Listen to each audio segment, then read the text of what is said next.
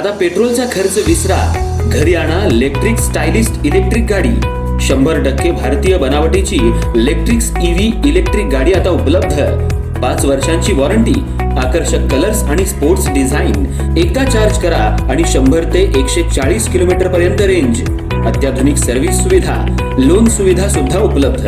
आजच भेट द्या साई मोटर्स, किसान चौक, इचलकरंजी. संपर्क 93 73 27 57 52 किंवा 0230 299 77 66. नो पेट्रोल नो टेन्शन, इलेक्ट्रिकचा स्मार्ट पर्याय.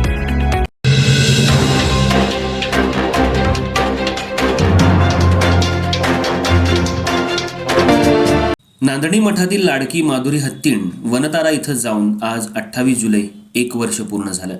सर्वोच्च न्यायालय, हाय पॉवर कमिटी तसंच वनतारा यांनी माधुरीला पुन्हा नांदणी मठात परत पाठवण्याबाबत निर्णय घेतल्याचं सांगितलं जात असतानाही तिच्या प्रत्यक्ष घरवापसीस विलंब होत असल्यानं भाविकांमध्ये तीव्र नाराजी आणि भावनिक वातावरण निर्माण झालंय.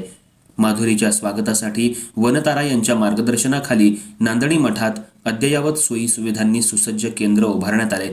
आवश्यक सर्व तयारी पूर्ण असूनही माधुरी अद्याप नांदणीत दाखल झालेली नाही. त्यामुळं तिच्या लवकरात लवकर घर वापसीसाठी भाविकांकडून सातत्यानं मागणी होतीये. या पार्श्वभूमीवर वर्षपूर्तीनिमित्त आज मंगळवारी 28 जुलै रोजी नांदणी येथील निषिद्धिका परिसरात माधुरी हत्तीच्या घर वापसीसाठी एकदिवसीय उपवास या आंदोलनाचं आयोजन करण्यात आलं.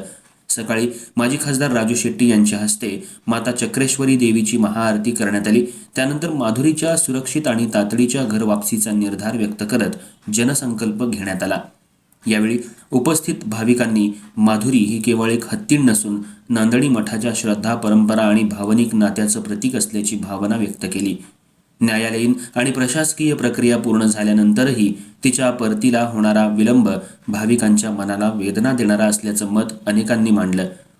उपवास आंदोलनात विविध भागांमधून आलेल्या भाविकांनी सहभाग घेत माधुरीला लवकरात लवकर नांदणी मठात परत आणावं अशी एकमुखी मागणी केली आहे. आंदोलन शांततेत आणि भक्तिमय वातावरणात पार पडलं असून माधुरीच्या घर वापसीसाठीचा हा जनआवाज संबंधित यंत्रणांनी गांभीर्यानं ऐकावा अशी अपेक्षा व्यक्त करण्यात आली.